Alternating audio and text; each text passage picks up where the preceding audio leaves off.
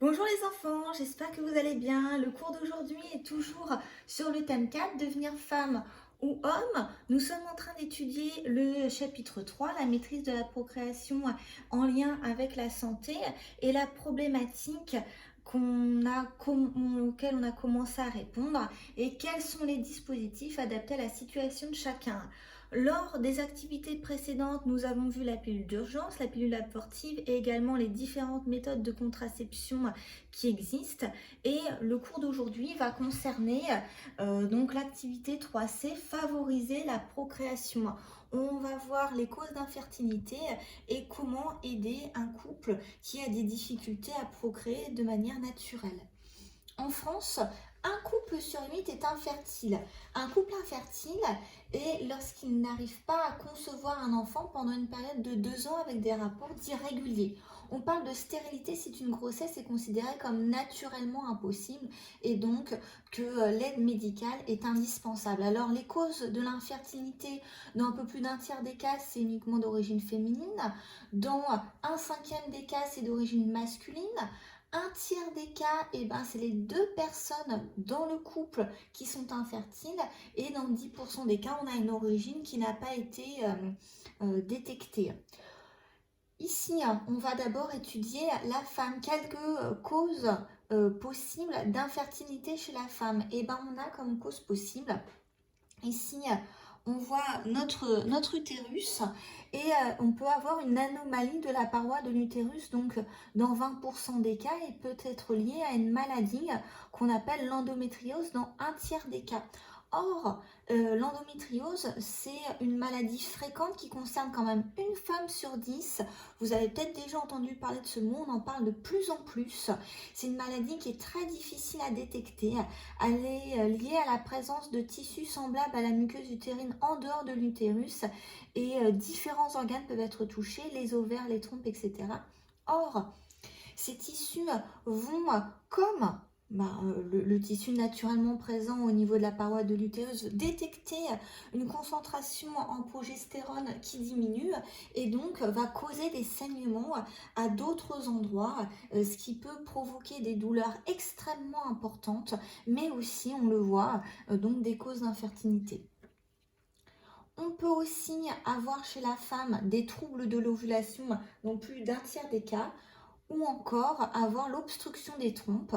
L'obstruction des trompes peut se faire de plusieurs manières. Ça peut être naturel, mais on peut également avoir des infections sexuellement transmissibles comme la chlamydiose, une chlamydiose non soignée qui peut provoquer une obstruction des trompes. C'est ce qu'on peut voir ici dans ces examens médicaux. Ici, nous avons le témoin avec une femme fertile sur lequel on peut voir donc l'utérus, ici le vagin et les trompes. Et on a un produit de contraste qui va donc permettre de visualiser la présence de ce produit dans l'appareil reproducteur féminin dans son ensemble. Or, pour une femme stérile, on voit dans ce cas-là en particulier qu'au niveau des trompes, le produit de contraste n'est pas passé. Or, cela veut dire donc que les trompes sont bouchées et que ça peut être une cause d'infertilité. Donc ça, c'était pour la femme. En ce qui concerne les infertilités d'origine masculine, on a ici un schéma avec différents problèmes au niveau des spermatozoïdes. Vous voyez par exemple certains ont 2 têtes ou d'autres ont 2 flagelles. Vous pouvez ici retrouver sur ces spermatozoïdes observés au microscope là un spermatozoïde qui a un flagelle en forme de virgule, ou encore ici on voit que la tête a l'air anormale. Peut-être que celui-ci aurait 2 flagelles. Enfin bon, vous voyez qu'ici, il y a différentes anomalies. Alors, c'est normal d'avoir dans le sperme une quantité de spermatozoïdes anormaux, mais à partir d'une certaine proportion, ça rend la personne infertile. Je vous ai mis également sur cette diapo un graphique avec la concentration moyenne en spermatozoïdes en fonction des années et ça concerne les hommes de 35 ans. Et donc la concentration moyenne en spermatozoïdes en 1989 était autour de 74 millions de spermatozoïdes par millilitre, et en 2004 il n'est plus qu'à 53 donc millions de spermatozoïdes par millilitre. Attention à ne pas oublier l'unité. Ça veut dire qu'on a à peu près à vue d'œil une diminution d'un tiers du nombre de spermatozoïdes. Alors comment on peut expliquer ça, hein, parce que ça a l'air quand même assez important. Et ben, on voit que cette tendance n'est pas uniquement en France, mais également observée dans d'autres pays. Elle pourrait s'expliquer en partie par des changements environnementaux et notamment par l'exposition de perturbateurs endocriniens. Alors qu'est-ce que c'est? Perturbateurs endocrines, ça correspond à des hormones qui sont libérées dans l'organisme et donc ce sont des molécules exogènes, donc à l'extérieur du corps, qui vont pouvoir imiter les hormones naturellement sécrétées.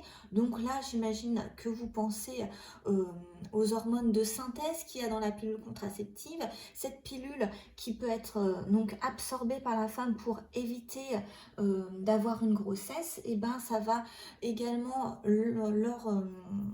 lorsqu'on urine rejeter certaines de ces molécules dans l'environnement et contaminer les eaux usées qui vont être ensuite retraitées pour pouvoir être reconsommées par la suite. Or, il n'est pour l'instant impossible de détruire correctement ces molécules qu'on va retrouver dans notre consommation.